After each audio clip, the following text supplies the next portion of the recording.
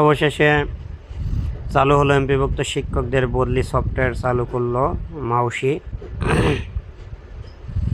দীর্ঘদিনের প্রতীক্ষা ও নানা জটিলতা কাটিয়ে অবশেষে বেসরকারি শিক্ষা প্রতিষ্ঠানের শিক্ষকদের জন্য বহুল প্রত্যাশিত বদলি সফটওয়্যার চালু করেছে মাধ্যমিক ও উচ্চশিক্ষা অধিদপ্তর মাউসি।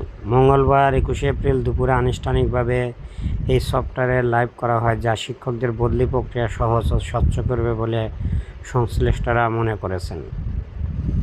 মাউসির উপপরিচালক ইউনুস ফারুকী বিষয়টি নিশ্চিত করেছেন। শিক্ষা মন্ত্রণালয়ের একটি সূত্র জানায়, সফটওয়্যার চালুর পরপরই মাঠ পর্যায় থেকে শিক্ষকদের প্রয়োজনীয় তথ্য সংগ্রহের কাজ শুরু হবে এবং চলতি সপ্তাহে এই কার্যক্রম শুরু করার পরিকল্পনা রয়েছে।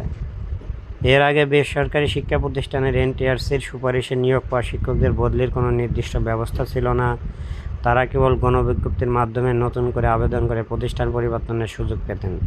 প্রথম থেকে তৃতীয় গণবিজ্ঞপ্তি পর্যন্ত এই সুযোগ থাকলেও পরবর্তীতে তা বন্ধ হয়ে যায়। ফলে চতুর্থ গণবিজ্ঞপ্তির পর নিয়োগপ্রাপ্ত শিক্ষকদের মধ্যে অসন্তোষ তৈরি হয়।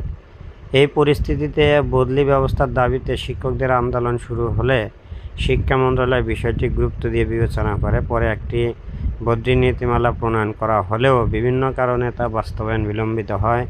বিশেষ করে আইনি জটিলতা, সফটওয়্যার প্রস্তুত না থাকা এবং নীতিমালার সংশোধন সহ নানা বাধা এই প্রক্রিয়াকে দীর্ঘায়িত করে।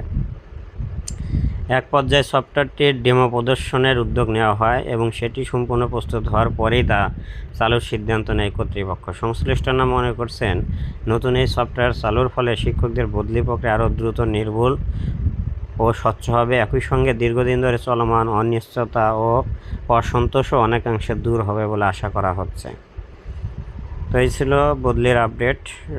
সবাই ভালো থাকবেন, সুস্থ থাকবেন। আমরা আশা করছি খুব দ্রুতই বদলি কার্যক্রমটি শুরু হবে, সার্বজনীন এই বদলি। সকলকে ধন্যবাদ।